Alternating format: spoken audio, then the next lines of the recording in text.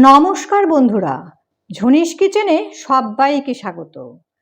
এখন আমি বানাবো ঘুগনি এবং ঘুগনি চাট। এর জন্য আমি 200 গ্রাম মটর কলাই সারা রাত ভিজিয়ে রেখেছিলাম এবং এইগুলিকে সামান্য নুন দিয়ে সেদ্ধ করে নিয়েছি। এখন সরিয়ে রাখবো এটাকে। আর মশলার জন্য নিয়ে নেব পেঁয়াজ, 4 কোয়া রসুন, 1 ইঞ্চি আদা, একটা টমেটো, কিছু কাঁচা লঙ্কা এবং 1 চামচ ধনেপাতা কুচি। এইগুলিকে পেস্ট করে নেব।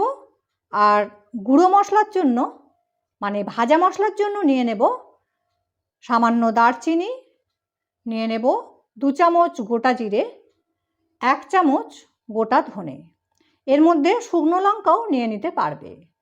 এগুলিকে খুব ভালো করে ভেজে গুঁড়ো করে নেব আর এটিকে পেস্ট করে নেব।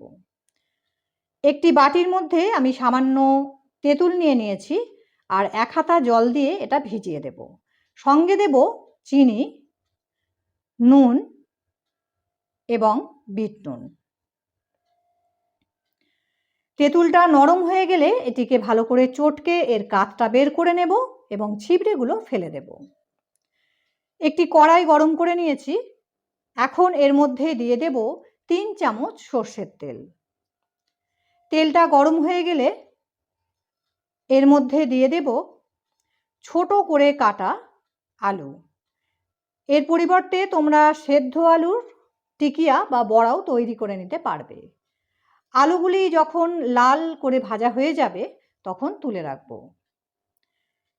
এবার দিয়ে দেব নারকেল। নারকেলগুলিকেও লো টু মিডিয়াম আঁচে ভালো করে ভেজে নেব এবং গায়ে লালচে রং এসে গেলে এগুলিকেও তুলে নেব। এবার কড়াইয়ের মধ্যে দিয়ে দেব আরও 2 চামচ সর্ষের তেল। গ্যাসের ফ্লেমটাকে লো করে দিয়ে দেব বেটে রাখা মশলাটা। মশলাটাকে ভালো করে মিশিয়ে নেব। তেলের সঙ্গে যখন ভালো করে মিশে যাবে তখন এর মধ্যে দিয়ে দেব 1 চামচ হলুদ গুঁড়ো, 1 চামচ জিরে গুঁড়ো, 1 চামচ ধনে গুঁড়ো এবং 1 চামচ লঙ্কার গুঁড়ো। এবার এইগুলিকে খুব ভালো করে মিশিয়ে নেব এবং ভাজা ভাজা করে নেব। মশলা থেকে যখন তেল ছেড়ে দেবে তখন এর মধ্যে দিয়ে দেব জল সমেত সেদ্ধ করা মটর কলাইগুলো। এবার এর মধ্যে দিয়ে দেব স্বাদ অনুপাতে নুন এবং চিনি। নুন চিনিটা ভালো করে মিশিয়ে নেব। এরপর দিয়ে দেব ভেজে রাখা আলুগুলো। আলুগুলো খুব ভালো করে মিশিয়ে নেব এবং ঢাকা দিয়ে ফুটে ওঠার জন্য অপেক্ষা করব। ঢাকাটা খুলে ফেললাম। খুব ভালো মতন ফুটে উঠেছে। এগুলি সবই সেদ্ধ করা, তাই বেশি সময় লাগবে না।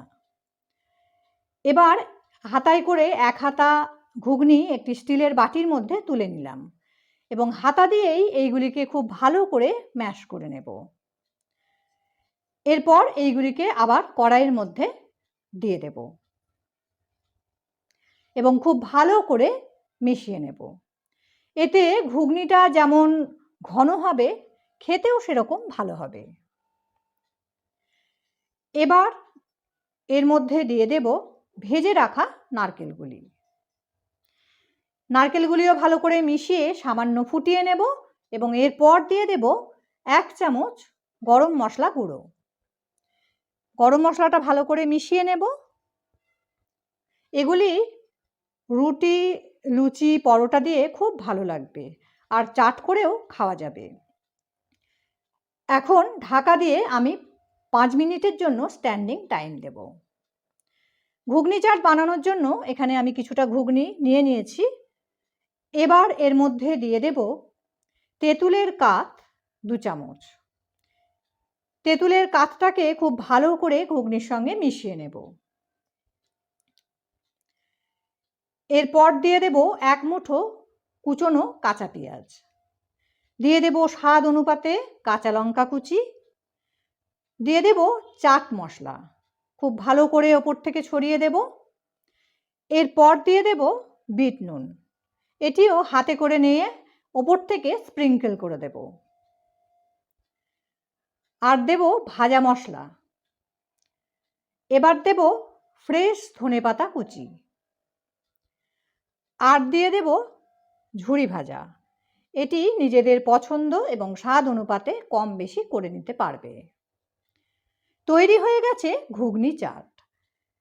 ভিডিওটি ভালো লাগলে লাইক, শেয়ার এবং সাবস্ক্রাইব করতে ভুলো না। পাশে থাকা বেল আইকনটি প্রেস করে দিও নোটিফিকেশন পাওয়ার জন্য। ধন্যবাদ।